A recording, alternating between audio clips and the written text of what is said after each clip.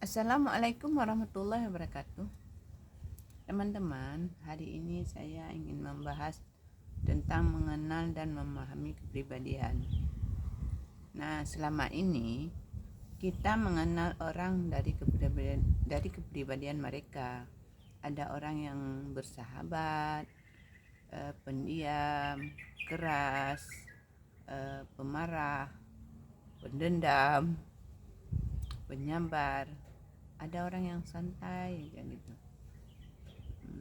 perfeksionis, menuntut kesempurnaan, penggembira, ada yang optimis, ada yang pesimis, ada yang masih banyak lagi istilah lain yang menggambarkan diri seseorang.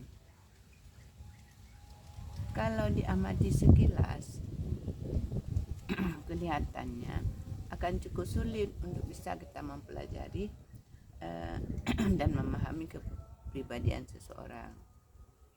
Dulu saya juga merasa seperti itu.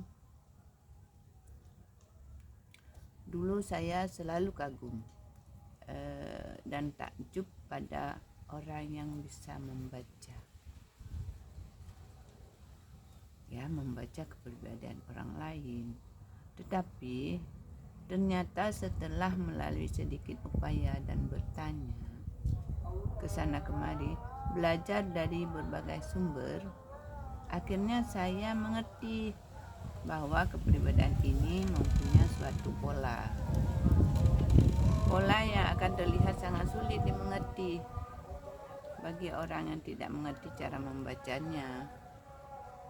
Tetapi bagi mereka yang telah belajar mengerti cara membaca pola ini, mereka juga dapat membaca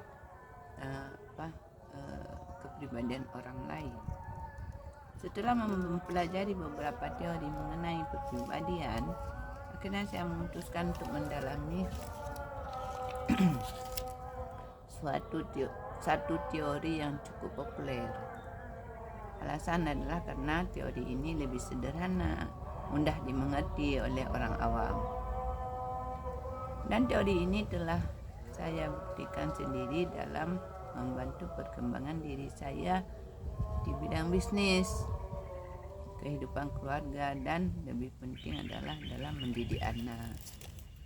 Nah, tipe kepribadian korelis. Nah, orang yang korelis, yang punya tipe kepribadian korelis, dikenal sebagai orang yang keras, tegas, dan sangat menuntut. Selain memiliki energi yang besar untuk melakukan hal-hal yang sulit, mereka juga memiliki dorongan yang keyakinan yang kuat untuk kemampuan diri mereka. Mereka pantang menyerah. Tidak ada yang namanya kegagalan.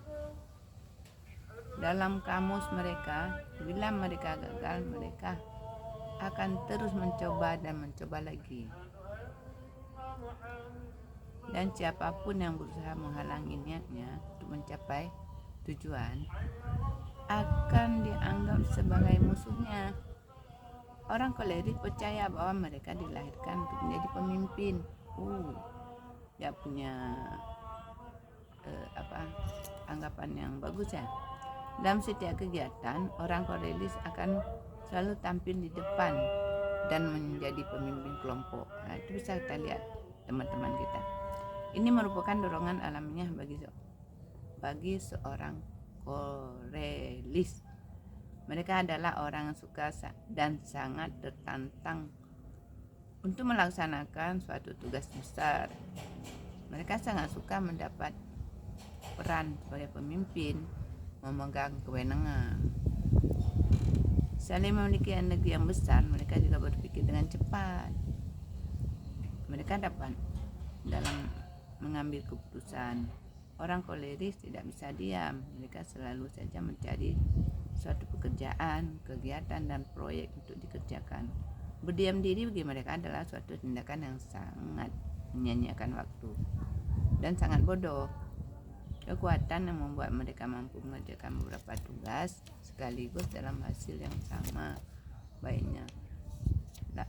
Lingkungan dan penuh dengan keterlibatan dan tantangan yang menjadi lingkungan yang dapat mengasah kemampuan seorang Korelis hingga tingkat yang optimal.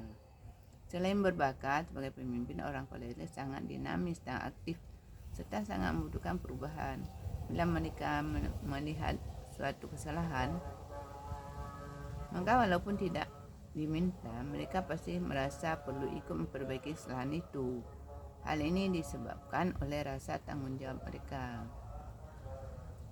Meskipun belum tentu orang yang melakukan kesalahan itu senang dengan koreksi dan lakukan orang Korelis, jumlah orang Korelis dalam masyarakat tidak terlalu banyak, hanya sekitar 10% dari total populasi.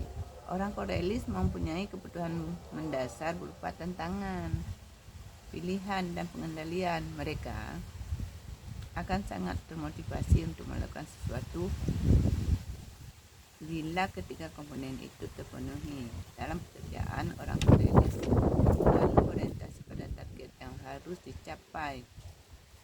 Bila menghadapi masalah, mereka selalu mencari pemecahan yang praktis.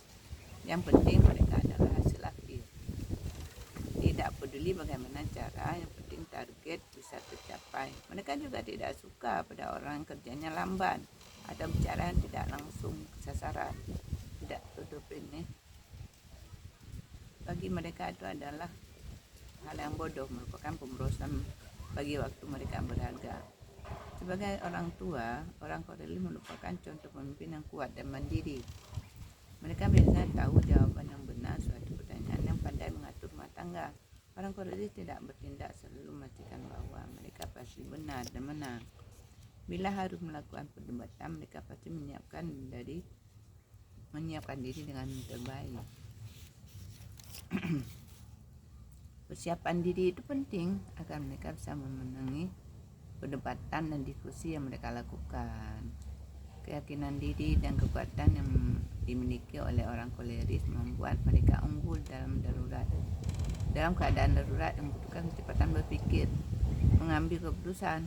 Kemampuan alami orang Korelis membuat mereka mampu menyelesaikan sendiri hampir semua masalah, sehingga mereka jarang membutuhkan bantuan orang lain.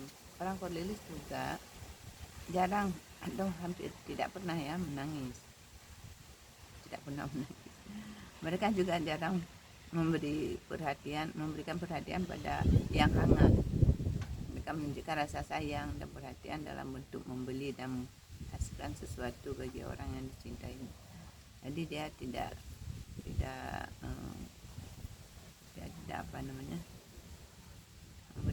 jadi kalau dia merasa perhatian, dia memberikan sesuatu kepada pasangannya yang dia cintai.